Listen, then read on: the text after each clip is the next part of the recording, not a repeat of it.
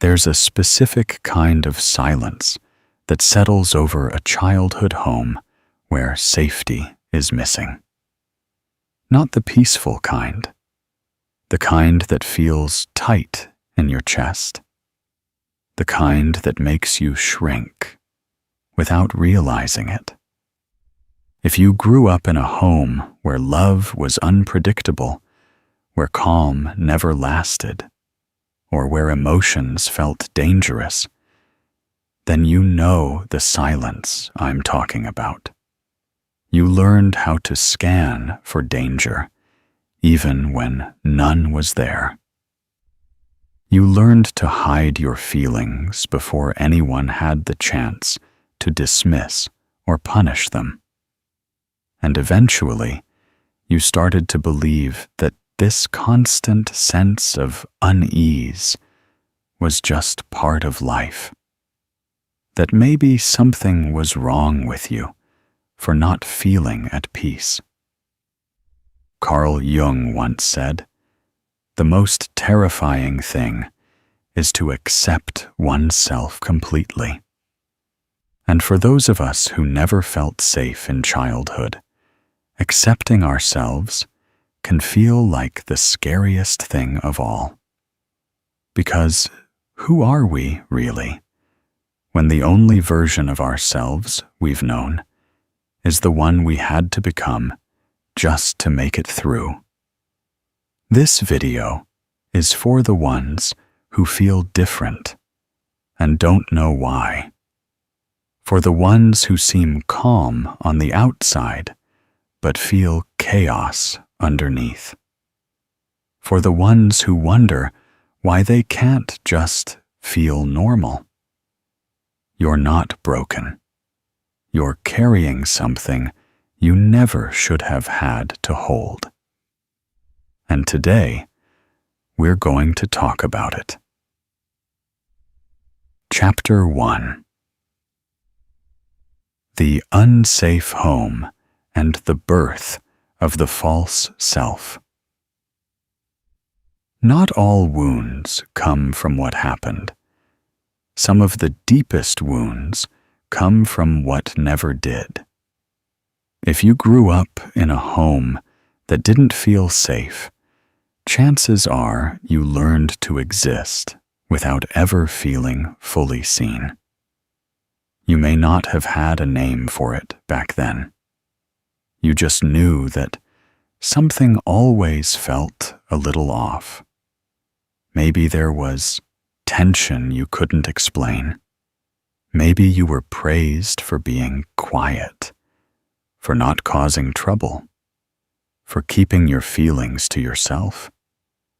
Maybe you were constantly on edge, wondering when the next outburst would come, or which version of a parent you'd meet that day. Or maybe everything looked fine on the outside, stable, even loving. But underneath it all, you felt deeply alone, emotionally invisible, like your inner world didn't matter. The tragedy is, as a child, you assume that the world you're handed is normal. You assume that if you feel anxious, there must be something wrong with you. If your needs are too much for others, you must be too needy. If you're not comforted, it's because you're unworthy of comfort. You internalize the absence of safety as a personal flaw. Carl Jung believed that the psyche, especially in childhood, is shaped through adaptation. He introduced the concept of the persona, the mask we wear to navigate society. In childhood, that mask isn't a conscious choice. It's a survival mechanism. When you grow up in an emotionally unsafe environment, your mind and body work together to protect you. You create a version of yourself that can endure what your real self cannot. A quieter version. A more agreeable version. A version that learns quickly what makes others happy, and then becomes that, even if it costs you your authenticity. Over time, this version of you becomes the only one you know how to be. You perform calmness when you're anxious. You pretend to be fine when you're overwhelmed. You convince yourself you're independent when what you really feel is emotionally neglected. This false self isn't fake. It's not a lie. It's a brilliant, adaptive structure built by a child who needed protection. It's how you got through, but it comes at a cost. The more you live through the persona, the more disconnected you become from your inner world. You don't know what you feel, only what you're supposed to feel. You don't know what you want, only what would make others happy. You learn to anticipate the needs of others before they even speak. But when someone asks you what you need, you freeze. You draw a blank. Because you were never taught to turn inward. You were only taught to manage, to adjust, to survive. You might now find yourself struggling with this emptiness that you can't quite name. You appear capable and composed, but inside you feel lost. You do well in your responsibilities, but you carry a low, persistent sense of being different, of not belonging. You may find yourself always scanning the room, watching people's faces, trying to figure out if you're doing okay, if you're still safe. That hyper-awareness didn't come from nowhere. It was built in the quiet moments of your childhood when you were trying to stay one step ahead of disappointment, rejection, or disapproval. Jung said, "The privilege of a lifetime is to become who you truly are." But how do you become yourself when you never got to be yourself in the first place? When the person you became was a response to an unsafe environment? This question isn't just philosophical, it's deeply personal. Because you might feel like a stranger in your own skin, like you're always performing, even when you're alone. And the hardest part? Most people won't see it. You're good at hiding it. You've been doing it since you were a child. The unsafe home doesn't always leave visible scars. Sometimes it leaves confusion, a gnawing sense that something is missing, but you don't know what. That something happened, but you can't explain it. It leaves you with stories you tell yourself like, "I must be too sensitive. I should be over this by now. I'm the problem." But none of those stories are true. They are echoes of an early environment where your feelings weren't safe to feel. The false self isn't your fault. It's the result of a brilliant child doing what they had to do to survive emotionally. But it doesn't have to define you forever. Recognizing it is the first step. That mask you wear, you built it with wisdom. But now you're allowed to take it off. Slowly, gently. You're allowed to find out who you are beneath the version of yourself that had to cope. You are not broken. You are not wrong. You are someone who adapted brilliantly to a home that couldn't meet your needs. That story deserves compassion, not shame. And you deserve the space, maybe for the first time, to figure out who you are when you are finally safe. Chapter 2. The nervous system that learned to stay on high alert. When your home doesn't feel safe as a child, your nervous system becomes the guardian. You don't get to relax into life. You stay ready, alert, tense. Your body learns to predict what might go wrong, even when nothing is happening. That readiness might have kept you emotionally protected back then, but now it follows you into adulthood like a silent background noise, a kind of tension that never really goes away. You might find yourself startled by small things. You may lie awake at night while your body hums with invisible electricity. Even moments of calm can feel suspicious, like you're just waiting for something to go wrong. That's because in unsafe homes, even peace was often temporary. So your body learned a hard truth.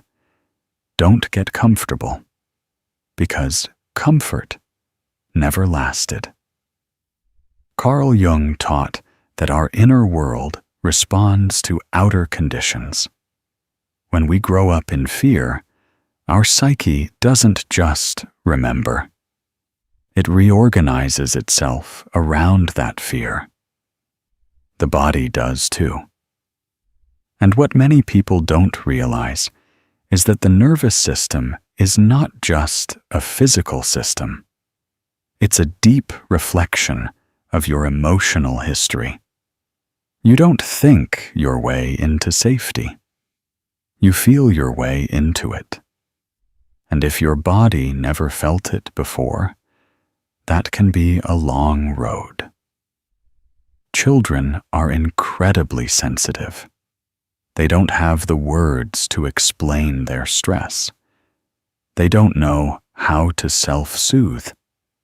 So, if no one steps in to help regulate those overwhelming feelings, fear, shame, grief, the child internalizes the stress. It becomes the new baseline. You might have appeared calm on the outside, but inside, you were carrying fear in your shoulders, in your breath, in the way your stomach clenched when someone raised their voice. Over time, this became your norm. This is what living in a constant state of fight, flight, freeze, or fawn feels like. It's more than emotional. It's physical. And it shows up in adulthood in ways that are easy to misinterpret. Maybe you struggle with chronic fatigue, or you feel constantly wired. Maybe you overreact to small things and then feel ashamed afterward. Maybe you shut down completely when faced with pressure. None of these reactions make you weak. They make you human.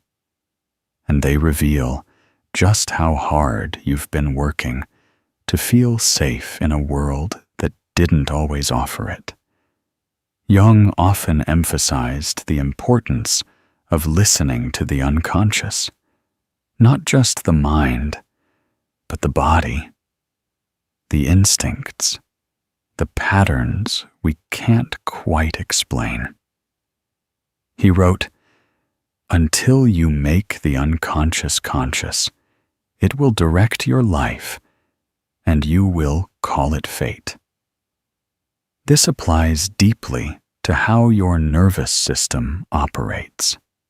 If you're always living in a state of subtle panic, you might think that's just your personality. But it's not. It's the result of years spent in survival mode. Your nervous system learned to keep you safe, not happy. That was its job. And it did that job well. But now, that same system may be the very thing holding you back from joy, connection, and peace. You're not broken because your body doesn't trust calm. You're not lazy because you feel exhausted all the time. You're not ungrateful because you can't enjoy moments that others seem to embrace. You are someone whose body has never learned what real safety feels like. It's important to remember, safety isn't just the absence of danger. It's the presence of emotional support, consistency, predictability, and care. If those things were missing in your early environment, your nervous system stayed in a state of alertness to fill in the gaps. Now, as an adult, you may find yourself reacting to situations with a level of intensity that doesn't match the moment. You might beat yourself up for this. You might feel ashamed. But these are not character flaws. They're survival responses. You may not remember everything from childhood, but your body does. It remembers the feeling of holding your breath when someone entered the room. It remembers the fear in your stomach when emotions ran high. It remembers how quickly you had to shrink, hide, or freeze to stay out of harm's way. And even now, that body is doing everything it can to protect you, even when you're no longer in danger. So how do you begin to heal this? How do you show your body that things are different now? It starts by noticing. Noticing when your shoulders are tense, when your jaw is tight, when your heart races even though you're safe. It starts by listening to the signals your body sends, not judging them, but honoring them. This is where healing begins. Not by forcing yourself to calm down, but by gently showing your body that calm is allowed. You don't have to live in constant readiness anymore. You're allowed to rest. But that permission can take time to accept, especially when rest once meant vulnerability. Carl Jung reminded us that healing is not about becoming perfect. It's about becoming whole. That includes all of you. The part that flinches, the part that freezes, the part that still feels afraid. Every reaction is part of your story, and none of it makes you less worthy of peace. When your nervous system is healing, you might still overreact. You might still shut down. That doesn't mean you're going backward. It means you're finally paying attention. And that awareness is what opens the door to change. Not overnight, not all at once, but gently, one moment of self-compassion at a time. You were never supposed to feel this unsafe in your own body. But now, step by step, you can teach yourself something different. You can begin to trust yourself. You can begin to soften. You can begin to feel, not just survive. Chapter 3. Chronic shame, self-doubt, and the inner critic. There's a quiet kind of pain that often follows you into adulthood when you've grown up in a home that didn't feel safe. It's not always loud or obvious.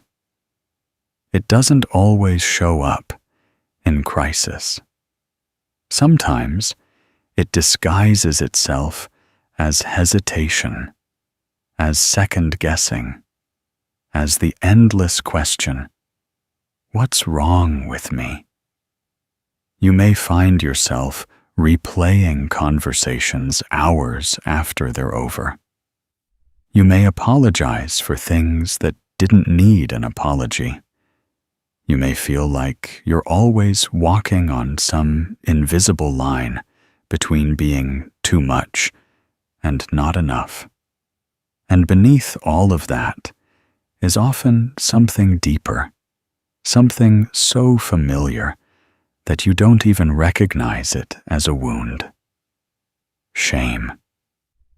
Carl Jung described shame as a soul-eating emotion. He understood that it goes far beyond guilt or regret. Shame becomes a filter through which you see yourself. Not that you made a mistake, but that you are the mistake. And when you've grown up in an environment where your feelings were dismissed, your needs were unmet, or your presence was criticized or ignored, shame becomes the emotional default. You stop trusting your own perceptions. You stop believing that your voice matters. You begin to feel like your very existence is inconvenient. Maybe you were told you were too sensitive, or maybe no one told you anything at all, and that silence left you to fill in the blanks. And children almost always assume the problem is them. So you begin to monitor yourself. You tone yourself down. You try to be good, helpful, quiet, responsible, whatever earns you the smallest bit of approval or attention. It's not a performance. It's protection. But what happens over time is that this way of surviving turns into self-belief. You stop needing others to shame you. You do it yourself. You develop an internal voice that mirrors the tone of your early environment. This voice becomes your inner critic, and it doesn't sleep. It tells you that you shouldn't speak up, that your emotions are irrational, that you'll mess things up if you try. It tells you to prepare for disappointment, to expect rejection, to not trust the good. And you listen. Because that voice sounds like it knows you. Because that voice kept you safe once. Jung explored the idea of the complex, an unconscious emotional knot formed around certain experiences or themes. The shame complex is one of the most powerful. It becomes activated in situations that echo the dynamics of childhood, even if the current situation is safe. Someone doesn't text you back, and you spiral. You make a small mistake and feel like a failure. You get positive feedback and immediately wonder if you really deserved it. That's not you being dramatic. That's your complex being triggered. And until you bring that dynamic into the light, it will keep running in the background, shaping how you see yourself. This is why it's so difficult to feel confident when you've grown up in a home that didn't affirm you. Because your self-worth was never internalized. It was external, dependent on how others responded to you.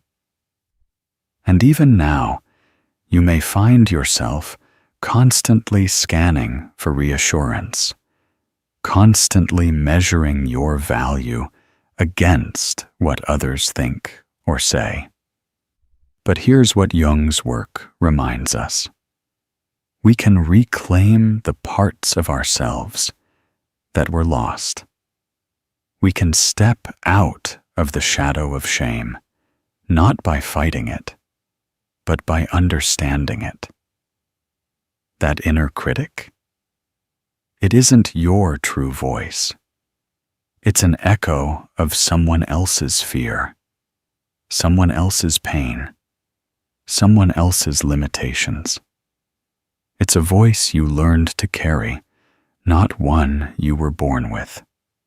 And you can begin to soften it, not by arguing with it, but by meeting it with something it never expects: compassion. When that voice says, "You're not good enough," you can respond, "I'm learning." When it says, "You're too much," you can say, "I'm allowed to take up space." When it says, "No one really cares," you can say, "I'm still worthy of being heard." This is how you begin to rewrite the internal dialogue, slowly, repeatedly, gently.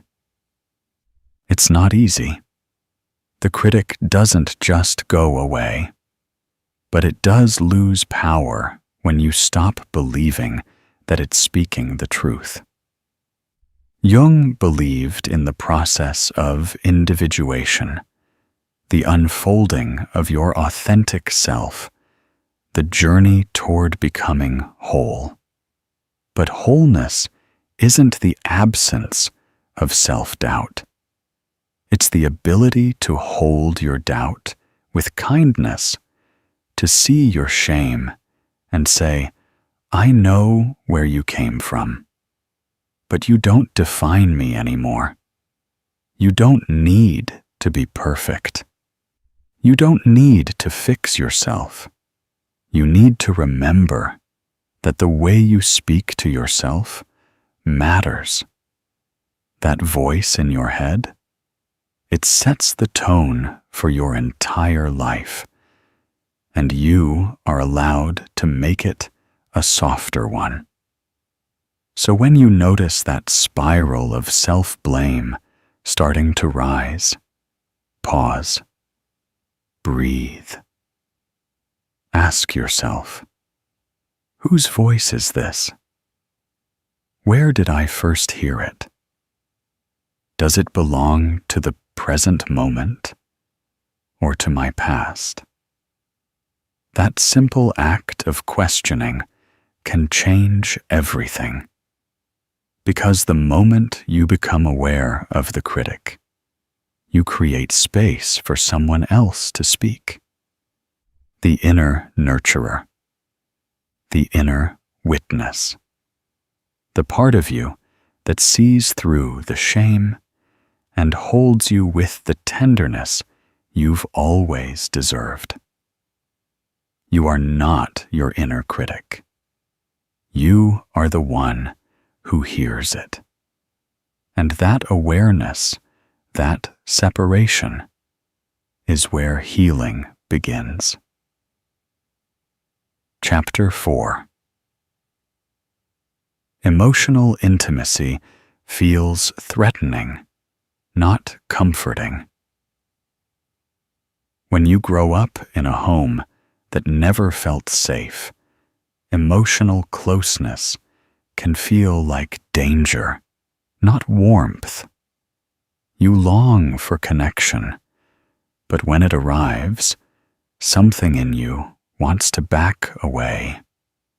You crave to be seen, but when someone really sees you, when they get too close, ask too many questions, or offer real affection, your body interprets it as a threat, not because you don't care, but because somewhere deep inside, love has always been tied to unpredictability, performance, or pain. Carl Jung once said, "The most terrifying thing is to accept oneself completely." And it's true. But it's also terrifying to let someone else accept you, to be known, to let your guard down without knowing if it's safe.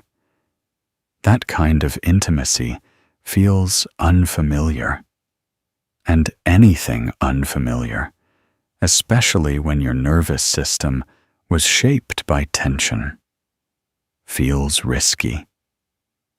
So maybe you find yourself pulling away when things get close. Maybe you're warm one moment and distant the next, without really understanding why. Maybe someone opens their heart to you, and instead of feeling comforted, you feel suffocated. You want the connection, and yet it feels like too much, like it might swallow you, or worse, betray you. Because for you, vulnerability has rarely meant safety. It often meant exposure, and exposure came with consequences. As a child, you might have learned to be independent too early. You figured out how to take care of yourself emotionally because no one else could hold space for your feelings. So now, when someone tries to be emotionally present for you, your instinct isn't to lean in, it's to retreat. Because leaning in means depending, and depending means giving someone the power to hurt you. Emotional intimacy also means being honest about your needs. And for someone who grew up silencing their emotions just to survive, expressing needs feels dangerous. You might wonder, will they still love me if I say what I really feel? Will they stay if I stop being who they want me to be? These aren't casual questions. They're the internal residue of a nervous system shaped by inconsistency and fear. Jung believed that the human psyche contains opposites, the parts we show and the parts we hide. He wrote, "There is no coming to consciousness without pain, And emotional intimacy often brings that pain to the surface. Not because it's harmful, but because it lights up the places inside you that were never held. It touches the wounds you've spent years organizing your life around. When someone gets close, they unknowingly brush against those unhealed places, and your body remembers what it was like to feel exposed without protection.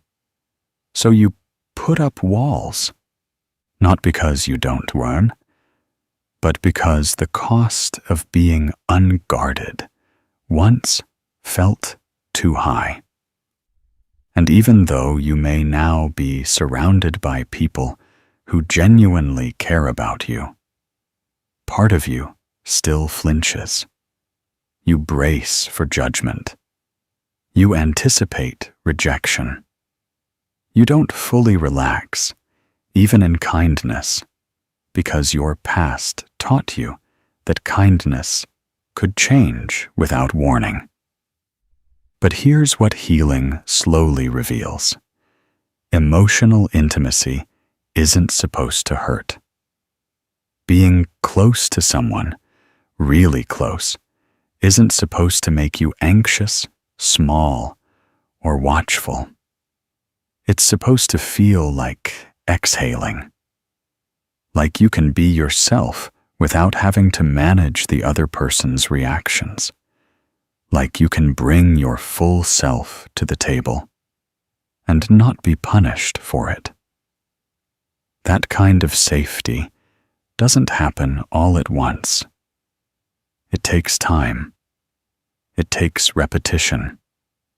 It takes noticing the urge to run and gently staying just a little longer. It takes learning to tell the difference between past signals of danger and present signals of care. And it takes self-compassion, because this isn't just about trusting others. It's about trusting your own ability to survive vulnerability without losing yourself. Healing doesn't mean you suddenly love closeness. It means you begin to tolerate it. Then, slowly, you begin to enjoy it. You begin to see that being emotionally available doesn't mean giving your power away. It means standing in your truth and letting someone meet you there without shrinking, performing, or disappearing. And maybe, for the first time, you allow yourself to be held, not because you can't do it alone, but because you no longer have to. Chapter 5. The Child in the Shadow. What you repressed to survive. There is a version of you and that didn't get to grow up in the light. A version of you that was too loud, too emotional, too needy, too sensitive, or maybe just too real for the people around you to handle. That version didn't die. It didn't vanish. It just went underground, into what Carl Jung called the shadow. When your childhood environment didn't allow you to be fully seen or accepted, you didn't stop having emotions. You just stopped showing them. You didn't stop needing comfort. You just stopped asking for it. You pushed parts of yourself into the dark, not because they were bad, but because you learned they were unsafe to reveal. And this is where the inner split begins. The part of you that was punished, ignored, or misunderstood became exiled. You buried your tears beneath forced smiles. You covered your fears with perfectionism. You traded authenticity for approval. And the cost? You became a stranger to your own emotional truth. This is the child in the shadow, not gone, but hidden, still alive in your nervous system, still speaking through your fears, your triggers, your resistance to softness, still waiting for permission to come home. Jung believed that the shadow is not just the dark or bad part of us. It's the unlived part, the denied potential, the exiled self. The child in the shadow isn't just wounded. They are powerful, intuitive, wildly creative, emotionally wise. But all that was buried when survival took priority. Because, let's be honest, when you're a child, survival always takes priority. You learned which emotions earned connection and which ones pushed people away. You adapted. You became who you had to be to keep the peace, to stay loved, to not be abandoned. And as a result, you split off from the most sensitive, sincere parts of your nature. What gets pushed into the shadow doesn't disappear. It lives on. It shows up as anxiety you can't name, as anger that feels disproportionate, as people-pleasing that exhausts you, as an inner critic that shames you for needing too much or feeling too deeply. But all of this is a language. It's your inner child saying, "There's still a part of me that was never allowed to be." Have you ever noticed how certain situations bring out emotional reactions that feel bigger than they should? That's often the shadow child speaking, the emotional age you were when you first felt voiceless. You may be 30, 40, 50 years old, but the 7-year-old version of you still holds the pain of being ignored, the fear of abandonment, the ache of never being enough. Healing begins when you stop shaming this child, when you stop seeing these reactions as overreactions and start seeing them as unmet needs, when you stop managing your emotions like a PR campaign and start listening to them as messages from the part of you that was left behind. The child in the shadow doesn't need to be fixed. They need to be found. And finding them means softening the armor. It means asking, what part of me am I still hiding? Or, whose love am I still trying to earn? It means recognizing that you're not broken.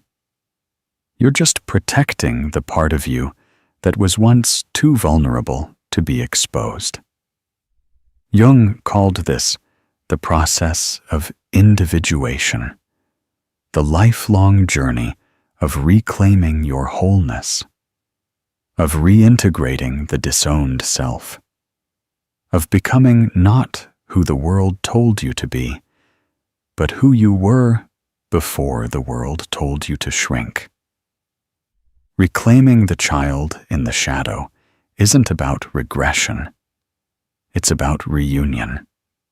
It's whispering to your younger self, You don't have to perform anymore. You don't have to be perfect. You don't have to disappear to be safe. You are allowed to exist exactly as you are, messy, emotional, open, and true. The shadow child will resist this at first. They'll say, "Really? Are you sure?" They might act out or retreat, because safety has never felt safe before. But keep showing up. Keep speaking gently. Keep making space for tears, for anger, for longing, for joy. All the things you repressed to survive. Because everything you buried is still inside you, not to haunt you, but to heal you. You are not just the adult who endured. You are also the child who still deserves to be seen. And until you welcome that child home, a part of you will always be searching for something that can only come from within, your own unconditional presence. Chapter 6. Normal doesn't exist, but safety can be rebuilt. There's a moment in every healing journey when you stop asking yourself, "Why can't I be normal?" and instead start wondering, what does normal even mean? If you grew up in a home where love was unpredictable, where silence was used as a weapon, or where fear lived in the corners of every room, then what the world calls normal never applied to you. You were too busy surviving. And survival rewrites the rules of reality. It rewires the brain. It makes unpredictability feel like home, and peace feel suspicious. So, when someone says, "Just be yourself," or "Why don't you just relax?" they don't see that your nervous system has never truly known what it feels like to be at ease. Carl Jung once said, "Thoroughly unprepared, we take the step into the afternoon of life." For many of us, that step feels terrifying because the first part of life was not a preparation, but a war zone. We weren't taught how to rest. We weren't taught how to feel safe inside ourselves.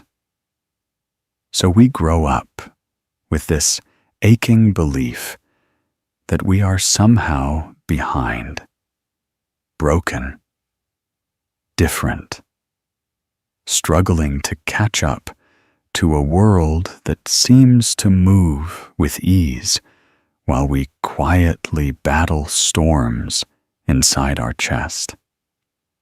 But what if the goal isn't to be normal? What if the goal is to build something you never had? Safety, softness, trust.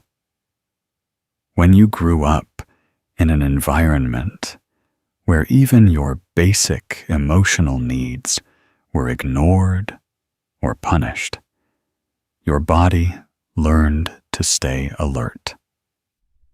Hypervigilance became your default state. Joy felt like a risk. Laughter had a price.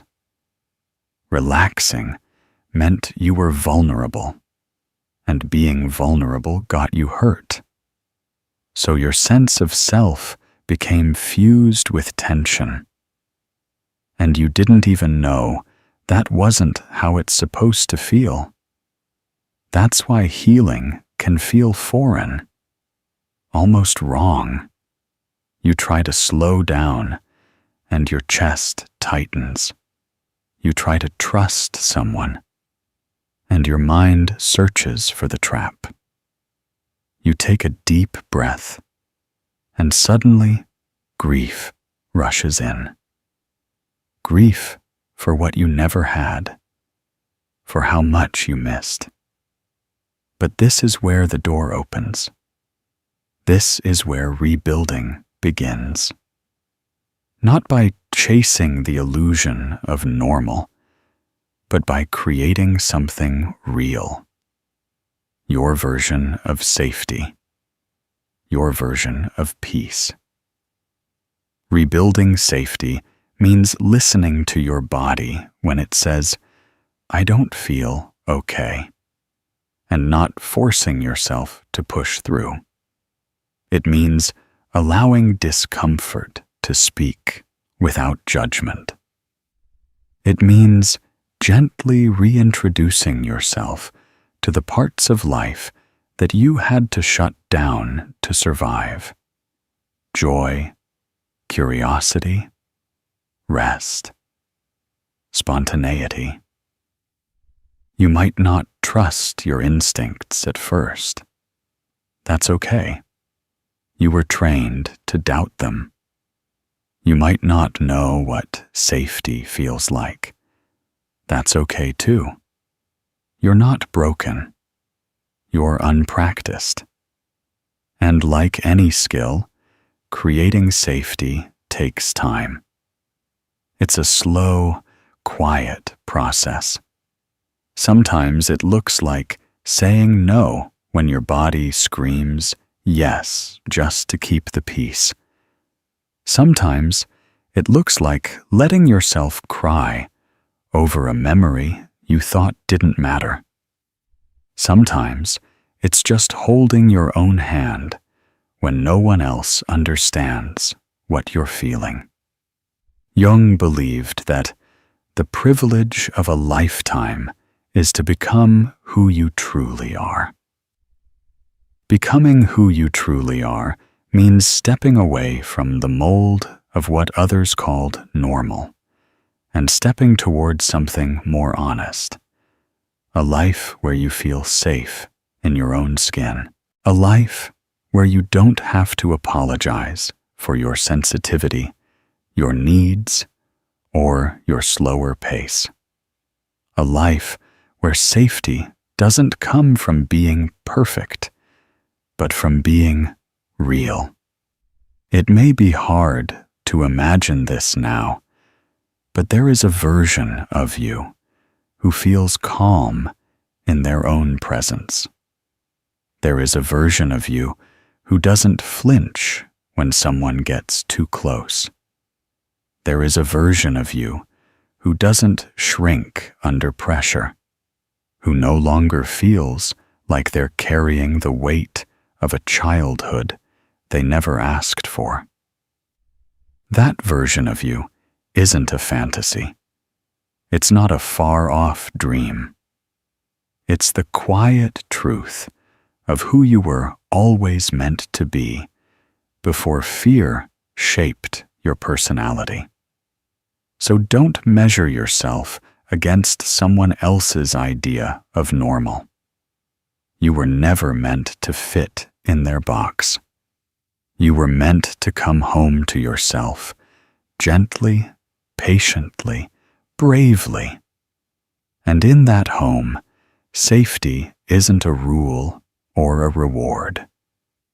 It's a right. One you never have to earn again. Chapter 7. How to begin healing from an unsafe childhood. There is no single map for healing, no fixed path, no universal timeline, but there is always a beginning.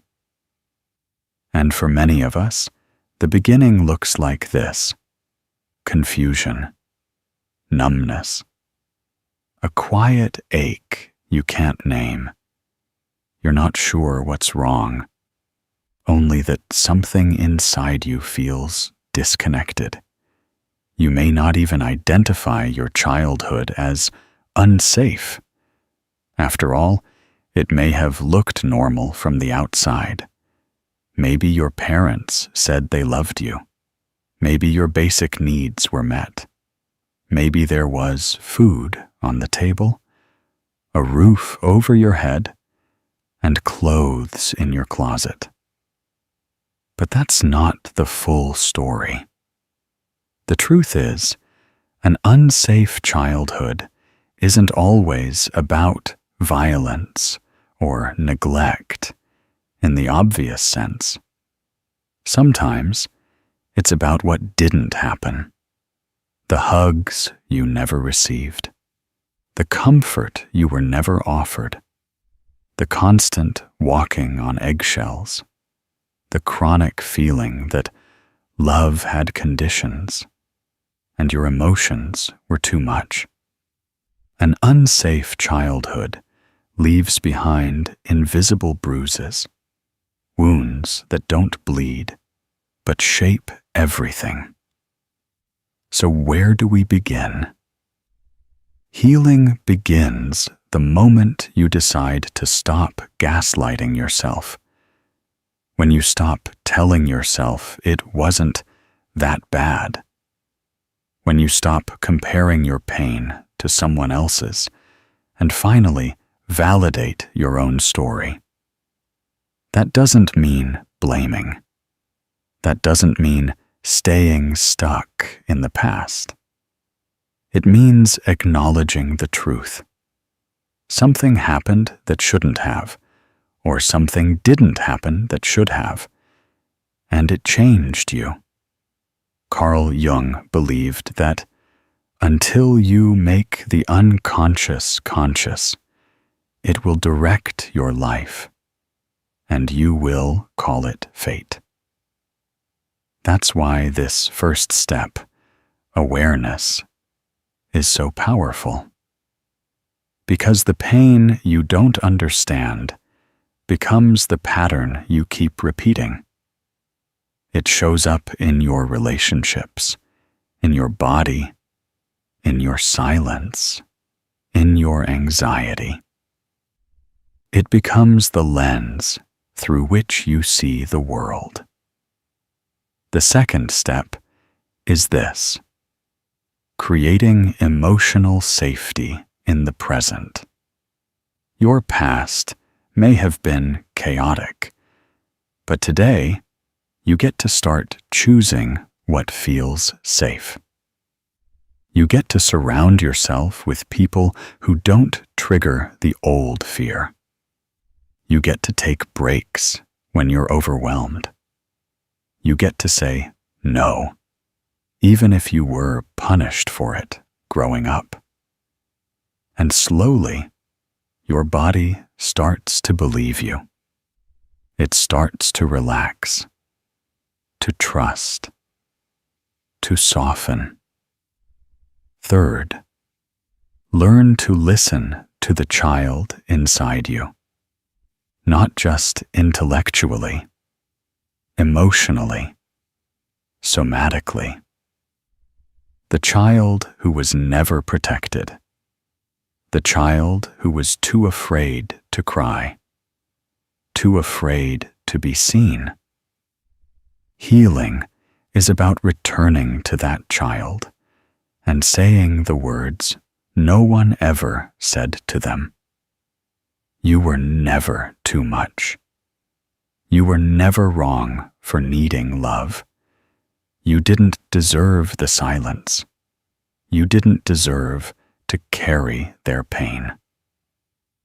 Some people begin this process through journaling, others through therapy, others through stillness, just sitting with their emotions long enough to hear what's really going on. The medium doesn't matter. The intention does. The goal is not to erase what happened, It's to make peace with the part of you that still holds it.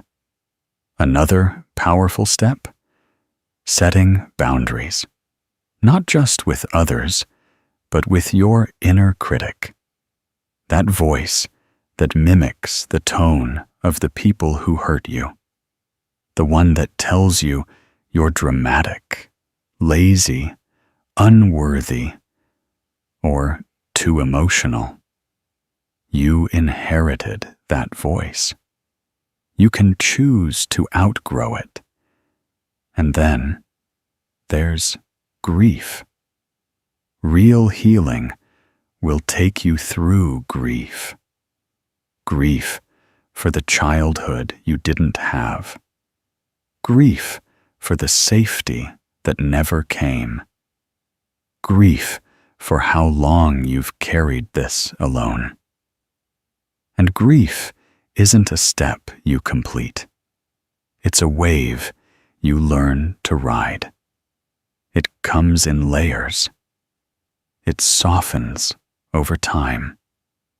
And beneath it, you'll begin to feel something surprising: self-compassion. Because somewhere along this journey, you stop seeing yourself as broken. You start seeing yourself as brave. You realize the ways you coped weren't weakness. They were wisdom. You adapted. You protected yourself. You survived. And now, you're beginning to live. The final piece is reparenting. Becoming the adult you needed when you were young. That means showing up for yourself with patience. It means feeding yourself, resting, encouraging yourself, reminding yourself you're safe, even when it feels unfamiliar. You're not faking it. You're rebuilding it. Trust, safety, and inner stability. Healing doesn't mean you'll never get triggered again. It doesn't mean you'll become perfectly calm, always self-assured, or totally unaffected by the past. It means when you do get triggered, you'll know how to hold yourself. You'll recognize the wound and respond with care, not shame. Carl Jung believed that healing was not about becoming someone new. It was about remembering who you were before the world told you to hide, before survival taught you to split off from your truth. So if you feel like you're starting late, you're not. You're right on time, because the child you once were is still waiting. Not for perfection, not for payback, just for someone, anyone, to say, you didn't deserve what happened to you, but you deserve to heal from it. And I'm here now. I'm not going anywhere. That someone is you. And that is how healing begins. You didn't get to choose the home you were raised in, but you can choose the inner home you carry now. You can choose to be kind to yourself, to slow down, to listen, to stop running from the child who still lives in you and start sitting with them. This isn't about pretending the past didn't hurt. It's about no longer letting it define your worth. The adult you is still healing, still learning, still unlearning. That's not weakness. That's strength. You were never meant to live your entire life on high alert. You were meant to feel safe. And now, step by step, you're learning how. You don't have to feel normal. You just have to feel real. And that is more than enough. I hope this video was helpful. If this resonated with you, don't forget to like, share, and subscribe. I'd love to hear from you. Drop a comment below and share your thoughts or experiences. Thanks for watching.